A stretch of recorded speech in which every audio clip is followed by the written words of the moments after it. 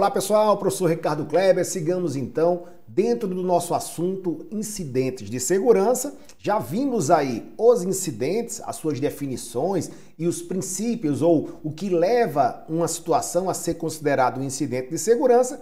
E a gente então nessa videoaula parte aí para a apresentação de alguns dos principais incidentes de segurança. Veja bem, nessa relação não estão todos os tipos de incidente.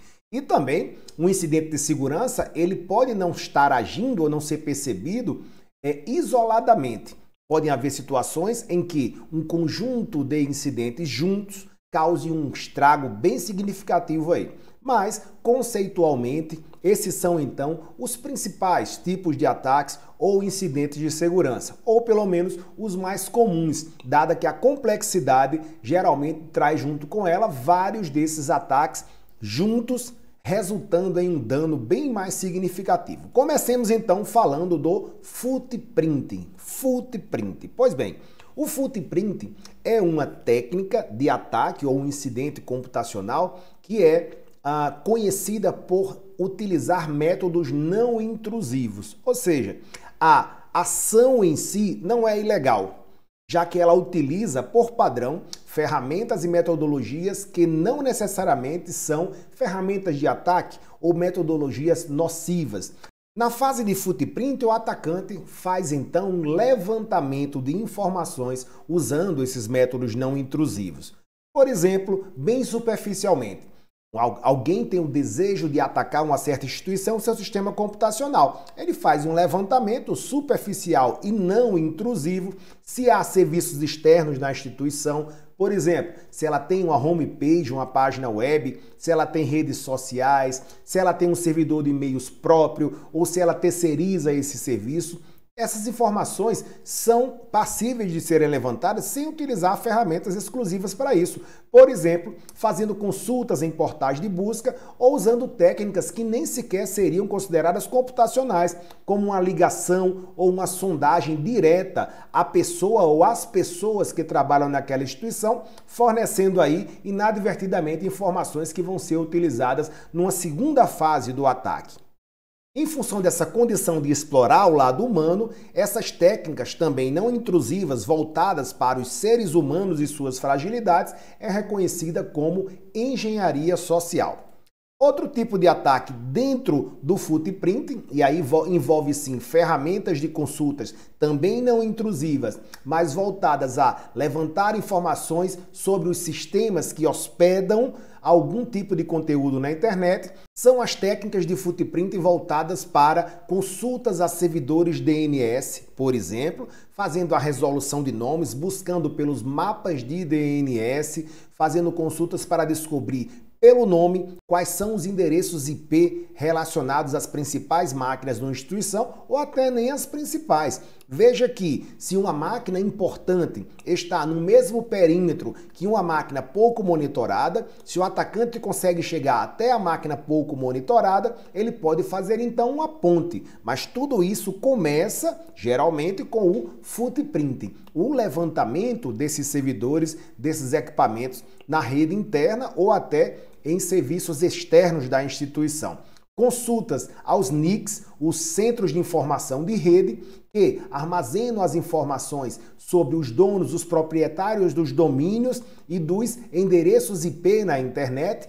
No Brasil, por exemplo, nós temos o Comitê Gestor da Internet, o Registro BR.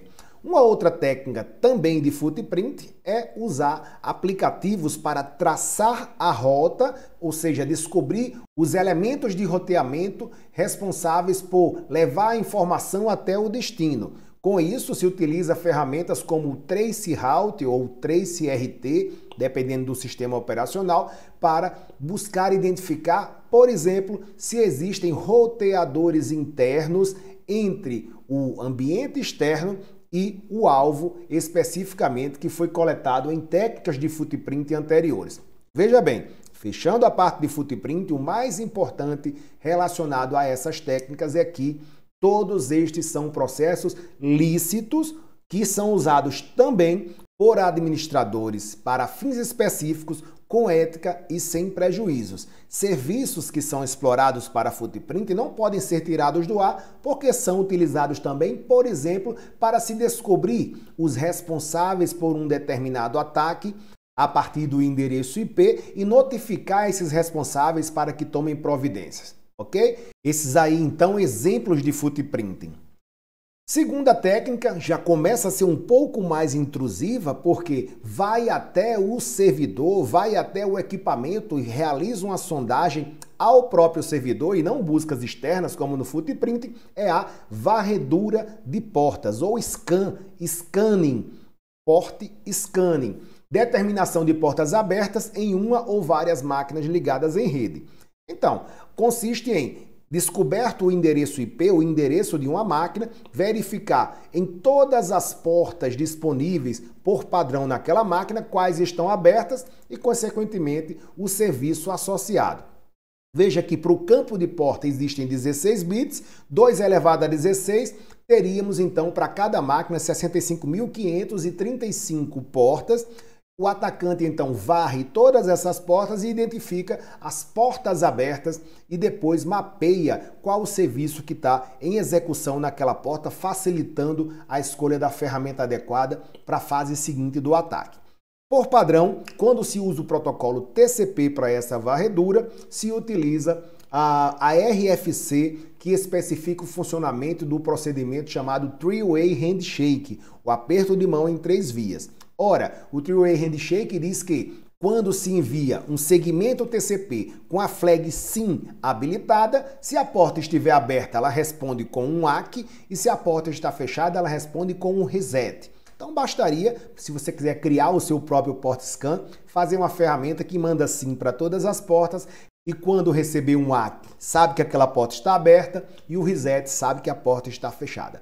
Naturalmente, já existem diversas ferramentas para identificar esse tipo de procedimento e também ferramentas para mitigar, para, ao identificar um procedimento como esse, barrar, fazer o total bloqueio a partir do endereço IP de origem. Em função disso, existem outras técnicas mais aprimoradas para se fazer port scanning, da tentativa de não ser descoberto até conseguir o seu intento, que é descobrir as portas abertas em um alvo.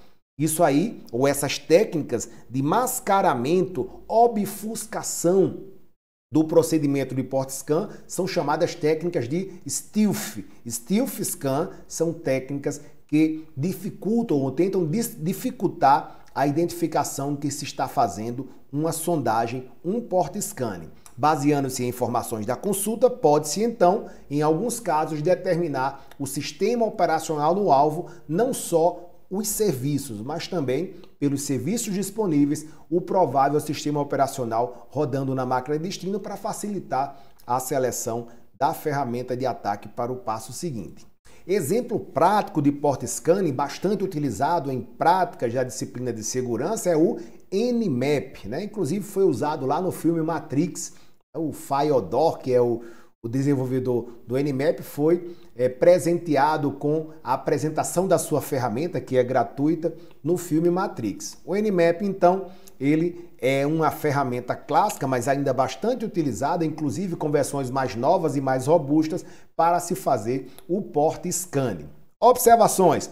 Sondagem identificada pela maioria das ferramentas de detecção de intrusões em redes dos computadores, ou seja, os IDS, ferramentas que nós vamos mostrar mais para frente, identificam de forma muito fácil quando um port scanning está em execução. Por isso, muito cuidado ao usar essas ferramentas contra sistemas que não sejam de sua propriedade ou sem autorização. Outra coisa importante é que é interessante você usar o port scan contra seus próprios computadores para descobrir portas abertas que não deveriam estar. Portanto, eticamente é saudável utilizá-lo na própria intranet para identificar serviços que não deveriam estar executando. O problema é quando se usa isso contra os sistemas alheios sem autorização. Os invasores utilizam ferramentas como o Nmap para saber o que está em execução nos serviços, fazendo, como já dissemos, o mapeamento da porta com os prováveis serviços que está em execução. Fato importante também, o port scanning é o limite da legalidade. Ou seja, juridicamente, port scanning não é crime. É muito usual para justificar essa não criminalização do porte scan e fazer a analogia com o mundo real, dizendo que se uma pessoa chega até um bem alheio, como uma casa, por exemplo, e verifica se as janelas estão abertas, mas não entra, só verifica, ele não estaria, em tese, praticando um crime porque ele não adentrou no imóvel. Ele só verificou se a janela e a porta estavam abertas. Até porque intenção não é crime, seja na vida real, seja na vida digital.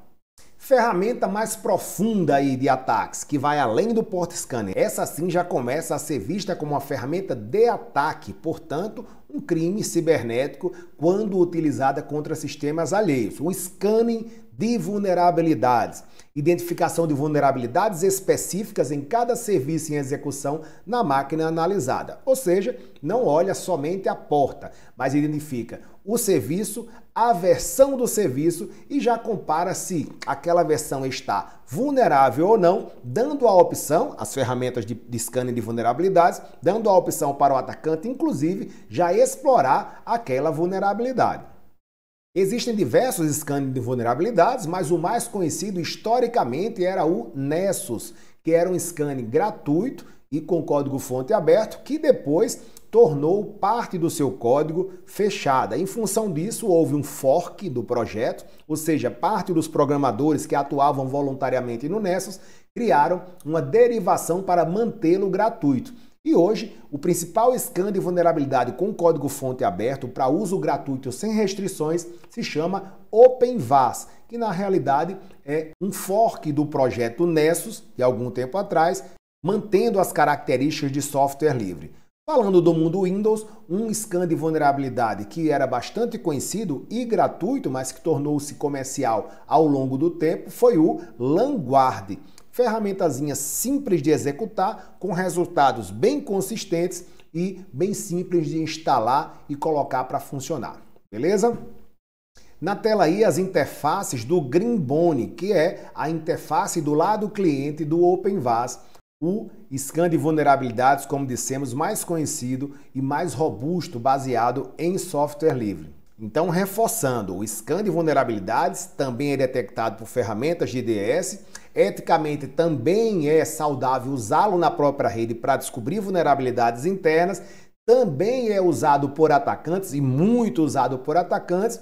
E o ponto diferencial com relação ao porte scanning é que ele é sim considerado uma ferramenta invasiva. Por isso, geralmente, quando se descobre que alguém está usando um scan de vulnerabilidades contra um sistema, existem no mínimo sanções administrativas e bloqueios lógicos quando não deriva para uma investigação tentando punir a atitude como um crime cibernético. Um tipo de incidente de segurança que saiu um pouco de moda, mas que era muito comum aí na década de 90, início dos anos 2000, é o defacement, a pichação dos websites. Simples assim, o atacante comprometia um servidor web e alterava sua página inicial simplesmente para mostrar a todo mundo que tinha invadido. Esse tipo de pichação tem um viés muito mais ideológico do que financeiro, do que a perspectiva de ganho com isso. Existem diversos outros ataques hoje que querem causar prejuízo, seja cobrando por resgate, como o ransomware, que é um conjunto, um pacote de maldades aí para comprometer um serviço e encriptar o conteúdo de um determinado sistema e cobrar pelo desbloqueio ou a desencriptação desses sistemas, além de outros ataques que visam de fato sabotar, tirar do ar, roubar informações. O defacement não. No geral, pichação de site visa única e exclusivamente tirar o site original do ar, alterar essa web page e disponibilizar ali uma gracinha, uma mensagem, alguma coisa para o administrador ou para quem acessar aquela página enquanto o servidor estiver comprometido. Altera então só a questão da visibilidade institucional, que estava publicado ou deveria estar publicado naquele website. Vamos lá então, um ataque que se popularizou bastante, né? Tivemos aí muitas ocorrências da negação de serviço, denial of service. O que é uma negação de serviço? Em suma, tirar um serviço do ar. Veja, não é um ataque que explora uma vulnerabilidade interna do servidor. É um ataque que explora a saturação de link ou a saturação da capacidade de atendimento a requisições de um determinado serviço. Por exemplo, está aí na tela, eu tenho um servidor qualquer aqui, eu tenho usuários legítimos que mandam uma requisição, recebem uma resposta. Mandam duas requisições e recebem duas respostas. E assim, um servidor de aplicação consegue atender a várias requisições. Esse é um comportamento normal. No ataque de negação de serviço, eu tenho então ferramentas que envia não uma, nem dezenas, mas milhares, milhões de requisições contra o servidor, que dependendo de sua configuração interna, como ele vai responder às requisições, ele pode já saturar com esse volume vindo de um único host. E dependendo também da sua rede, a capacidade de resposta a requisições do seu próprio link internet, o gargalo pode ser aí. Pois bem, a negação de serviço tradicional seria então saturar o poder de processamento do alvo ou a capacidade de resposta do alvo em função do seu link. Isso se tornaria ou se torna cada vez mais difícil em função do poder computacional dos servidores de aplicação na internet e dos seus links, tornando quase impossível que uma única máquina, por exemplo, ao contrário do que se fazia no início desse tipo de ataque, ela conseguisse derrubar um servidor. Eu precisaria não de um, mas de 10, 20 máquinas para conseguir causar de fato uma instabilidade que deixasse esse serviço inoperante. Por isso, do DOS, ou Denial of Service, a negação de serviço, derivou um outro tipo de ataque complementar chamado de DDoS. O D complementar é de distribuído. Seria então um ataque de negação de serviço distribuído, onde não se usa um, nem 10, nem 20, mas dezenas, centenas e, pasmem, milhões de equipamentos. Isso mesmo. E como é que um grupo, alguém ou um grupo de atacantes conseguiria acesso a milhões de computadores? Infectando esses computadores. Por isso, os ataques DDoS geralmente estão associados a uma modalidade de estrutura de ataque chamada de botnet. Um botnet, uma rede de bots, consiste num ataque prévio que infecta diversas máquinas e os donos dessas máquinas não sabem que suas máquinas estão infectadas. Então, uma segunda coluna de máquinas invadidas também funcionam como centrais de gerenciamento. Por exemplo, uma controla algumas centenas de máquinas, outras algumas milhares de máquinas. E o atacante fica então escondido ou protegido por duas camadas de máquinas com bots, ou seja, aguardando que ele envie o comando de ataque. E a pobre da vítima está lá. O servidor web agora, o servidor de aplicação, não é mais atacado por uma única máquina, mas por milhares ou milhões de máquinas em uma grande botnet a partir de um comando de ataque mandado por um atacante protegido por essa estrutura, ok? DOS, negação de serviço. DDoS, negação de serviço distribuída. Principal forma de consolidação de ataques DDoS a botnet. Nem toda botnet é usada somente para ataques DDoS e nem todo ataque DDoS é feito somente a partir de botnets. Mas, geralmente, os grandes ataques de DDoS partem de estruturas botnet. Beleza? Sigamos então. Não vamos falar aqui o que são vírus, né? Vírus de computador, porque acho que é meio óbvio.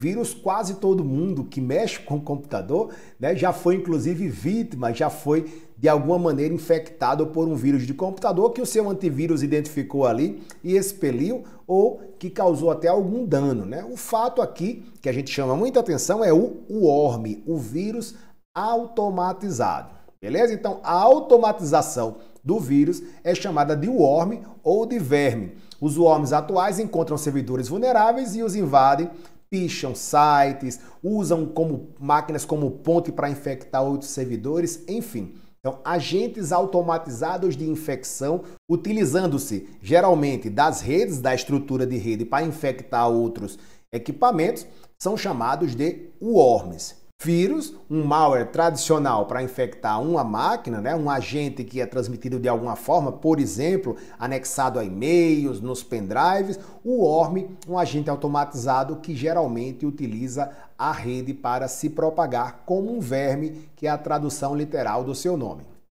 A A maioria de vocês deve ter ouvido falar do que foi a Operação Cavalo de Troia, né? O que era o Cavalo de Troia, uma guerra onde um exército inimigo queria adentrar na fortaleza do adversário e, não sabendo como fazer isso, deu de presente um cavalo e o inimigo, achando que aquilo era um ato de generosidade, deixou o cavalo entrar na fortaleza e, ao chegar lá, o cavalo, ao abrir um compartimento secreto, saíram vários soldados de dentro e fizeram um ataque interno.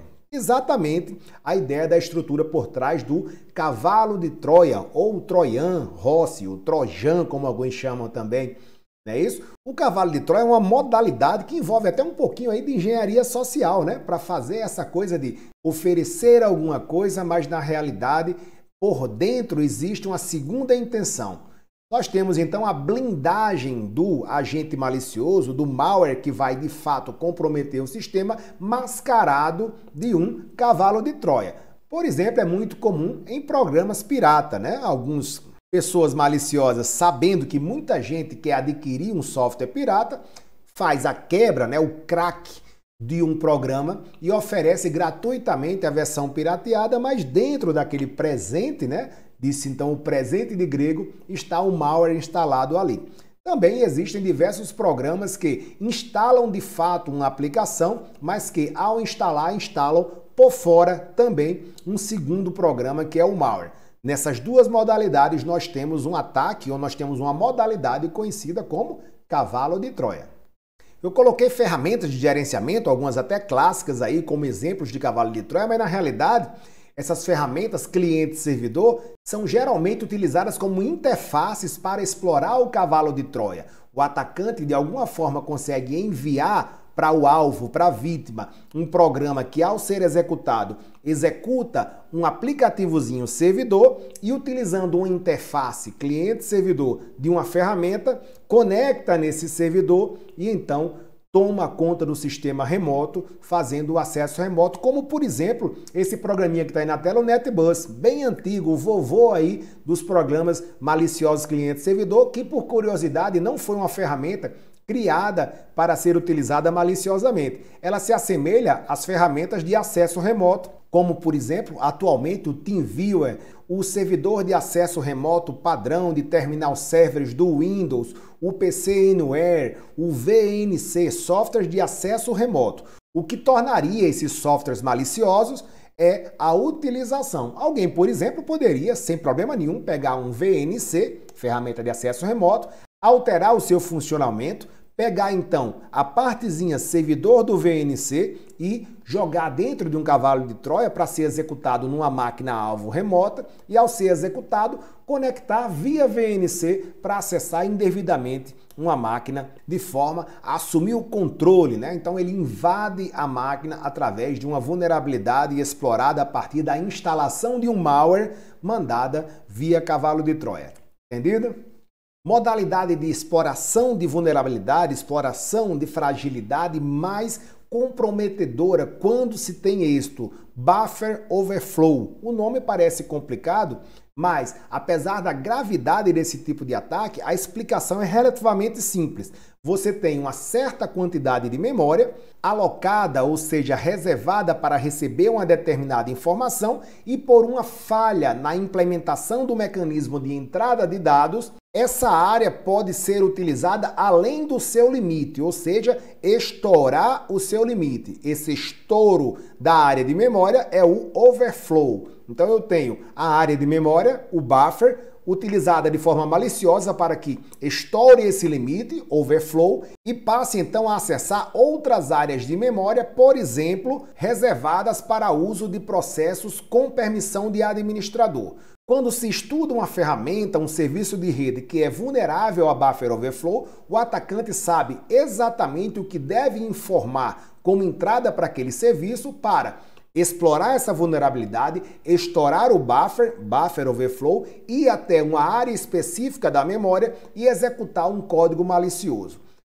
Tudo isso, então, é implementado em ferramentas que exploram a vulnerabilidade de buffer overflow e comprometem a máquina-alvo, uma vez que consegue executar comandos arbitrários da máquina remota. Nos slides aí, vocês dão uma olhadinha depois, tem exemplos simples de implementação, por exemplo, de um buffer overflow utilizando a linguagem C, estourando uma área e mostrando o resultado do estouro, de forma didática aí, naturalmente sem o viés malicioso. Ataques complicados aí usados principalmente para buscar informações críticas, informações confidenciais como senhas, os keyloggers. Keyloggers vem de logar, armazenar key, ou seja, teclas do teclado.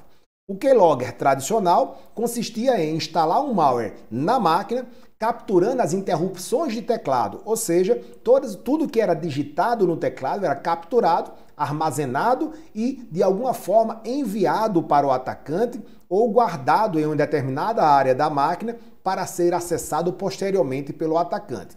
Isso passou a ser muito utilizado no surgimento dos keyloggers para pegar senhas de banco, senhas de acesso a sites, por isso se criaram diversos mecanismos para tentar burlar ou para tentar evitar a ação dos keyloggers, como os teclados virtuais, a incorporação aos antivírus dos softwares anti-keyloggers para buscar comportamento inadequado de softwares acessando interrupções do teclado, enfim. O keylogger de software é conhecido ou ficou conhecido por capturar as teclas digitadas por um determinado usuário. Aí na tela, interfaces antigas de keyloggers para o Windows. Um deles enviava o resultado periodicamente por e-mail para o atacante e o outro guardava localmente e o atacante então, a partir de um conjunto de teclas não convencionais, acessava esse conteúdo na máquina. Uma segunda modalidade de keylogger também que ficou conhecida e muito preocupante é o keylogger físico, muito usado aí nas lan houses e computadores públicos. Consistia não na instalação de um malware para capturar as teclas, mas colocando um agente intermediário com uma memoriazinha flash entre o teclado e o computador. Então veja, aqui um exemplo de keylogger físico utilizando os teclados antigos, os teclados PS2, o atacante então colocava isso na máquina e voltava depois para buscar e descarregar, e aqui já um keylogger físico entre um teclado USB e o computador, beleza? Exemplos então de keyloggers lógicos e físicos. Falamos em algumas aulas atrás sobre o processo de interceptação. Pois bem, o principal agente para se fazer os mais diversos tipos de ataques de interceptação são os sniffers. Os sniffers são ações, maliciosas ou não, uma vez que administradores também utilizam sniffers para monitorar suas redes, mas quando usadas maliciosamente, os sniffers então fazem a interceptação de pacotes em um determinado trecho da rede. O sniffer, por padrão, altera o funcionamento da interface de rede para atuar no modo promíscuo. Esse modo promíscuo consiste em receber ou processar todas as informações que passam por aquela placa de rede ou por aquele segmento de rede, independente se o pacote se destine ou não ao host onde está instalado o sniffer. Esses ataques eram muito mais comuns quando se usavam redes baseadas em hub, porque a própria rede favorecia, e embora seja mais difícil executar sniffers em redes baseadas em switch, é possível sim, alterando o funcionamento do sniffer ou instalando o sniffer fisicamente entre dois segmentos de rede. No geral, sniffer é então a interceptação de pacotes que veremos com mais detalhes, seja implementados em ferramentas de detecção de intrusão baseadas em rede, ou seja, utilizadas de forma lícita, ou sejam instalados maliciosamente nas redes de fato para capturar sem autorização tráfego na rede. Lembrando que grampo é crime, ou seja, executar sniffers em redes alheias sem autorização é um procedimento criminoso. E para fechar, um conjunto aí de alguns ataques que a gente viu aqui. Fiz questão de colocar isso aqui porque é muito comum que se use esse tipo de artifício para conseguir infectar um sistema alheio, seja para instalar um vírus, ou seja, um ataque baseado em cavalo de Troia, seja para capturar dados. O nome desse ataque se chama phishing scan. Ou uma tradução aí bem chula seria uma fraude pesca-bobos. Pesca-bobos porque utiliza da engenharia social, da conversa ou do artifício para tentar induzir a vítima a clicar em links duvidosos, executar programas anexos a e-mails. A ação, portanto, depende da vítima, que é induzida pela apelação feita na mensagem, né? Clique aqui, baixe isso, você está sendo traído, clique aqui que tem uma notificação da Receita para você. No geral, esse tipo de ataque ou esse tipo de golpe é chamado de phishing scam e pode ser usado tanto para instalar malwares como para capturar informações. São diversos os usos do phishing scam, mas no geral é uma fraude baseada em ludibriar a vítima, induzindo-a a executar alguma coisa baseado numa informação que geralmente é mentirosa. E esses então os principais tipos de ataques a sistemas computacionais para explorar vulnerabilidades. Naturalmente, alguns ataques atuais não estão relacionados aqui, como é o caso do ransomware, por exemplo, mas a grande maioria dos que não estão aqui estão relacionados direto ou indiretamente com alguns desses. Esses são, portanto, os ataques, os incidentes de segurança mais comuns.